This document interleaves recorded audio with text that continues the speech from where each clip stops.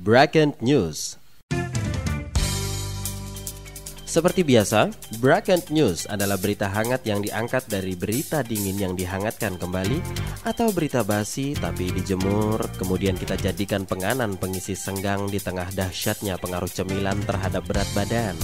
Jika ada yang gak doyan dengan cemilan otak ini, maka Anda diambang bahaya layu otak karena jarang digunakan untuk fitness pikiran, atau paling tidak untuk ikut andil dalam peduli lingkungan, di mana sadar atau tidak Anda juga terlibat dalam tindak perusakan.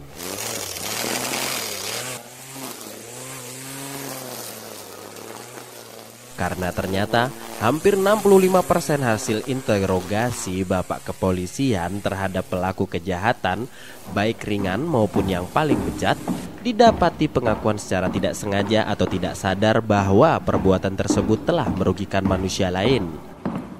Jika kita puling jajak pendapat ketidaktahuan kepada seluruh penghuni penjara dengan pertanyaan siapa yang belum merasa bersalah atau tidak sadar bahwa tindakan mengintip gadis tetangga sebelah yang lagi mandi itu adalah tindak kriminal, pasti sebagian besar pengakuan yang paling jujur di atas sumpah berdasarkan nurani tanpa intimidasi adalah mengangkat tangan polos mereka sebagai jawaban atas pertanyaan tersebut. Tentu ada dua asumsi dari bentuk nyata dan sederhana dari kejadian simulasi tadi, bahwa sebagian besar masyarakat Indonesia adalah tidak sadar hukum, atau masyarakat yang notabene pintar cari celah dalam memanipulasi alasan agar bebas dari jerat hukum yang ternyata dibuat oleh sebagian besar alumnus pelajar eksak, yang kias atau non-eksaknya dikuasai alumnus mahasiswa bertitel sarjana hukum, baik dari strata 1 sampai strata lanjut usia. Nah, kanca muda, akhirnya tetap bersama saya Rossi Wawer di ruang redaksi Psycho 101,8 FM GSB Radio Show. Semoga Breaking News kali ini membahas nukilan tadi dihubungkan dengan sebuah perusahaan yang menguasai hajat hidup orang banyak, yaitu Perusahaan Listrik Negara atau PLN dan pelayanannya di Lombok.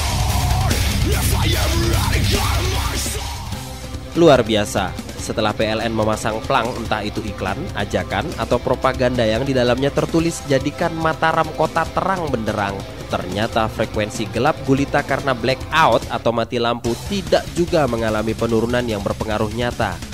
Breaking News Hunting Team mencatat persentase yang cukup wedan dari kerusakan alat-alat elektronika dan elektrik di kota kita tercinta ini diakibatkan pemadaman sepihak yang dilakukan oleh perusahaan ini sepanjang tahun 2005 sampai 2006.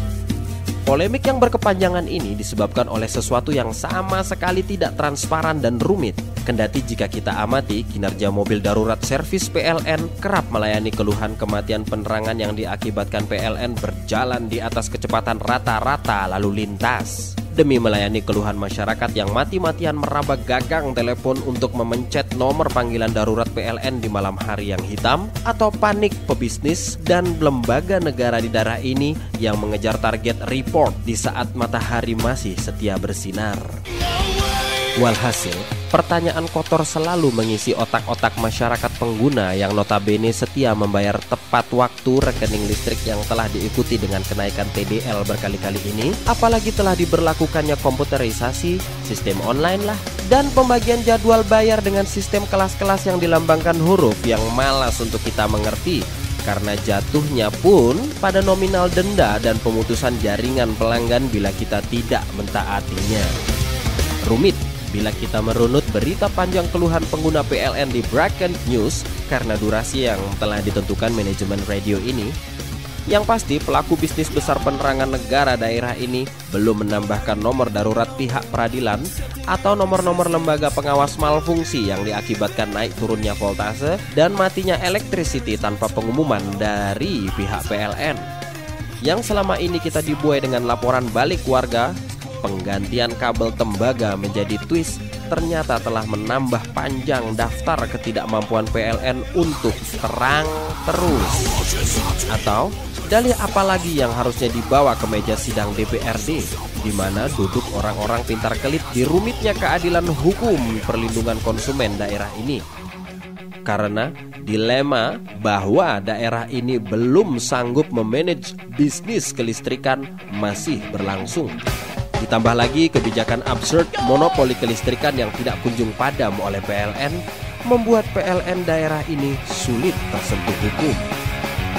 Yang pamungkas adalah hingga detik ini ternyata kita takut akan gelap.